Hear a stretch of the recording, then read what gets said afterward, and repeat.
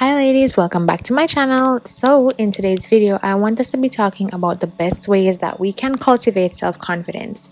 Now, I think there may be a video about confidence on my channel already because this is something that I'm very passionate about. But one of the reasons why I'm so passionate about ways that we can cultivate self-confidence is because I never started being confident or loving myself until I was around 18 or 19 years old. And even when I started, when it's just a start, just starting to figure out what I liked and all of that. It's taken a long time. I'm still developing my self-confidence. I'm not where I want to be by any means, but if this video can help at least one person, I'll be very, very happy. Very, very happy. I wish I had videos like these when I was a lot younger. So without further ado, let's jump right into the video. So what is self-confidence? Now, you probably already know a definition, but let's just have a working definition so that we can get into the video. And it's raining, so you may hear some lightning and some thunder. Now, self-confidence, it means you accept and trust yourself and you have a sense of control over your life. You know your strengths, you know your weaknesses as well, and overall you have a positive view of yourself. Now, it is very, very difficult for some people to develop self-confidence because we have some persons who were not raised in an environment that enabled them to grow and work this muscle, this self-confidence muscle.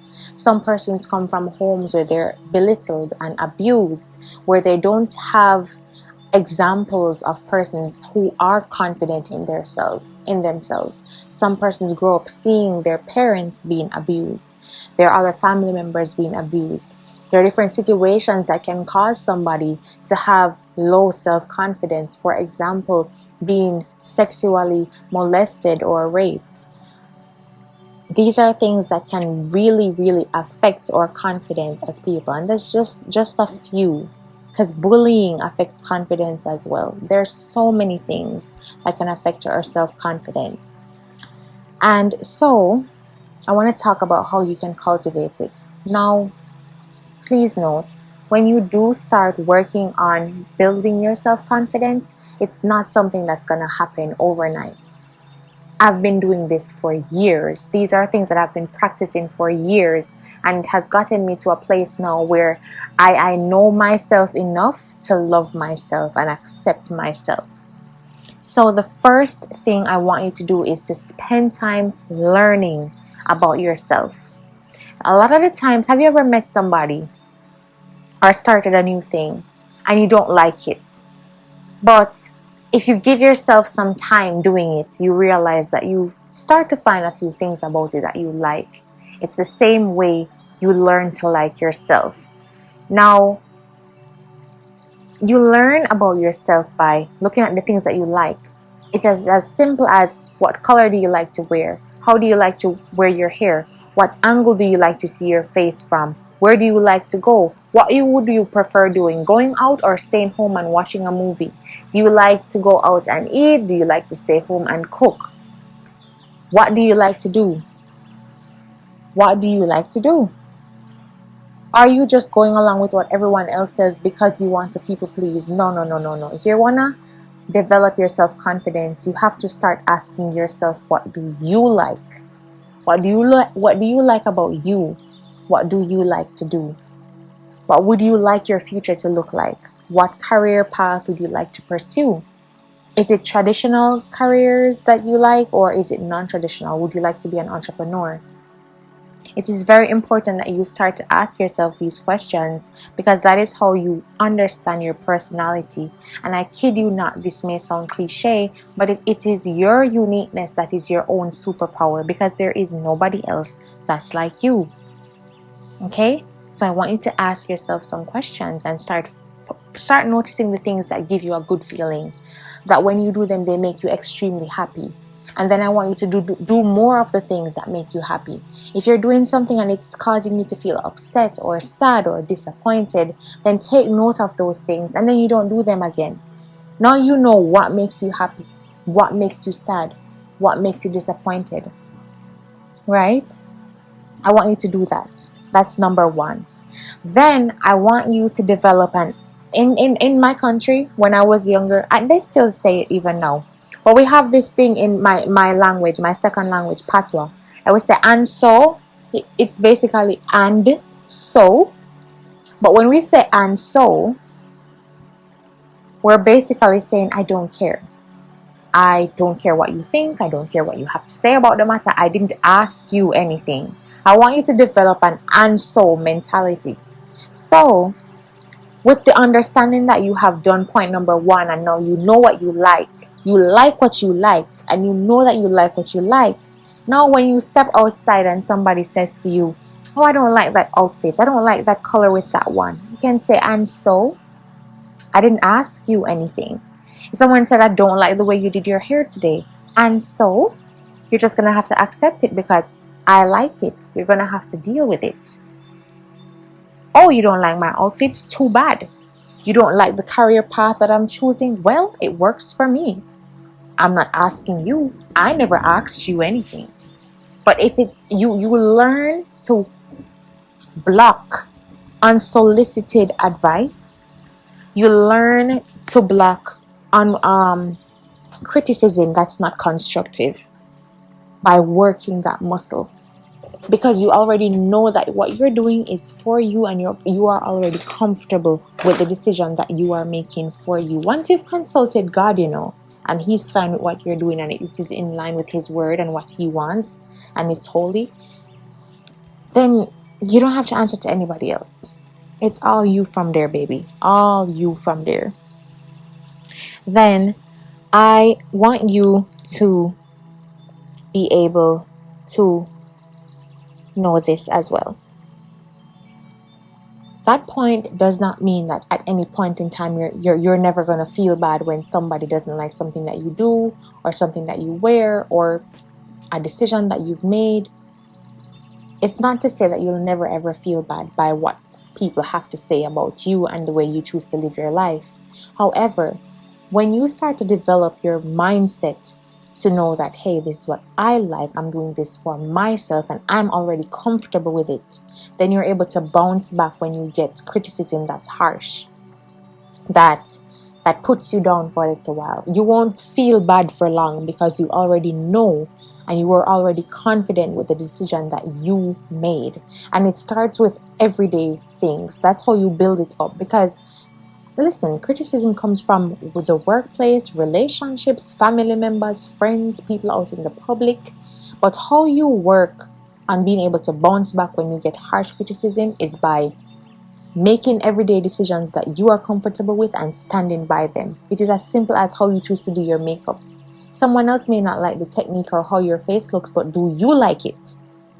So if every day you make decisions that you are comfortable with, that you like, you take a look in the mirror and you like what you see, you love what you've done, and you're able to say, hey, I like it, then when the bigger things come, you'll be able to bounce back because you've already been practicing this thing.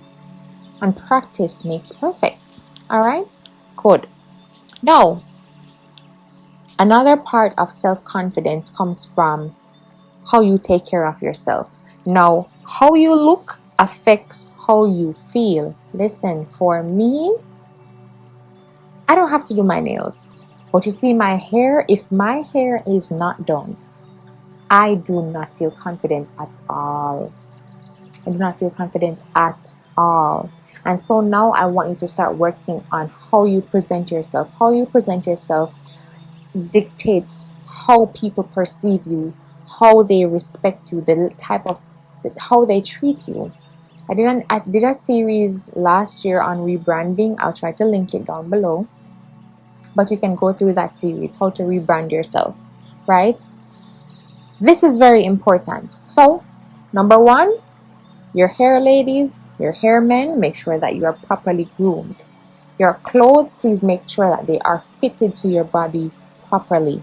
Now, these days we see a lot of things about wardrobe capsules, but ladies, grab yourself a couple of items in the colors that you like to wear, that work with your body and that you can mix and match, and they just work. When you're figuring out your style, it's best to use things like Pinterest for outfit ideas. Now, I do not suggest going outside and blowing a bag on a whole new wardrobe, because some of the things that you purchase, you may not like the fit, you may not like how you look in them. You may not like how it looks on you, you may not like the fit, right? So I say, when you're trying to figure out your style, before going and blowing a bag on some expensive t-shirt that costs like $300, $400, I'm talking US here, try to buy your clothes from stores that are more inexpensive. The Shein, the Fashion Nova, the Boohoo, Opali, some people say Zara. I don't even go for everything at Zara because Zara can be very, very pricey. But start to buy things from more inexpensive places, and if you realize that you like the fit, how you look in them, then if you want to invest in more higher end pieces, you can do so, because it's cost per wear. So if you can have it for a very long time, then go ahead and invest in pieces. But when you're just figuring out your style, I do not suggest buying clothes from very expensive stores, right? Another thing I want you to do with how to develop your self-confidence. Listen, confidence, it's not just, it's a state of being, it's a state of feeling, right? And to be confident, you have to be generating those good feelings about yourself.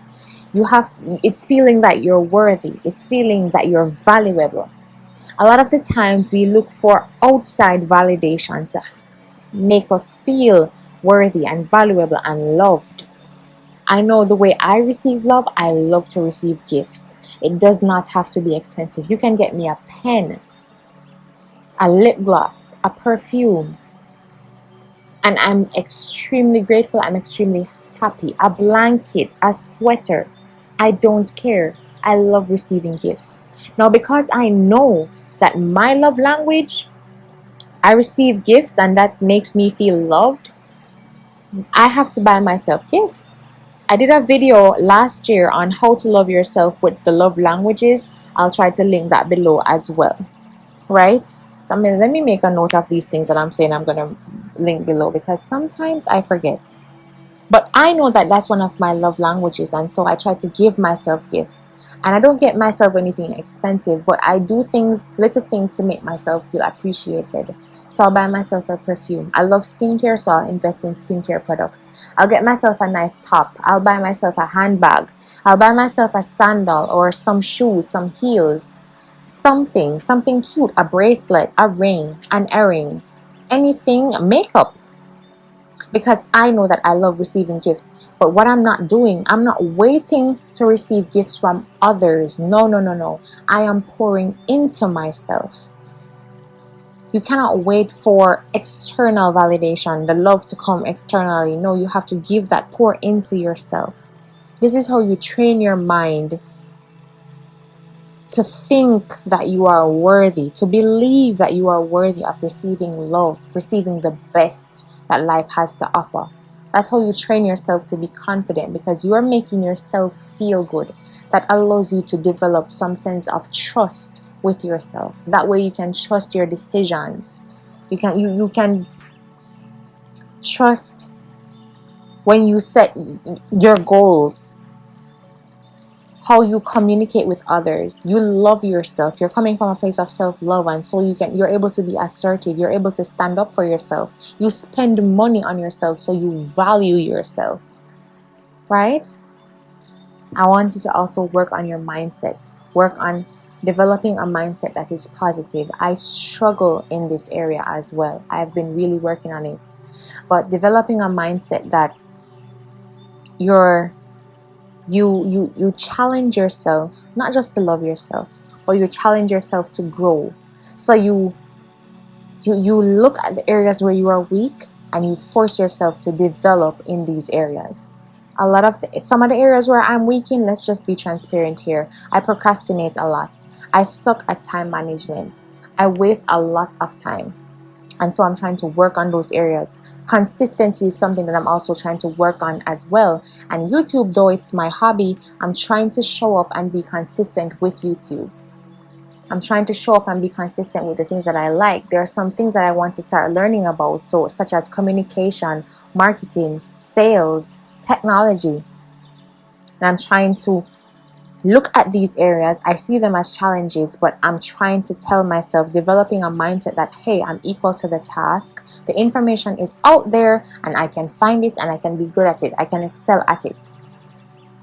It's something that you have to work on every single day, self-confidence. But I know we can get there. We can do it. There will always be something that you want to improve on with yourself, but that's just how life is, and that's how it should always be. There should always be a challenge. Otherwise, you're gonna get comfortable and get stagnant, and then you'll stop growing. You'll stop growing. Who wants that? So I hope that these tips helped you out. If you're hearing the rain in the background, I'm so sorry. But stay safe, and I hope that you all have a great week. I love you, and I will catch you in the next video. Bye.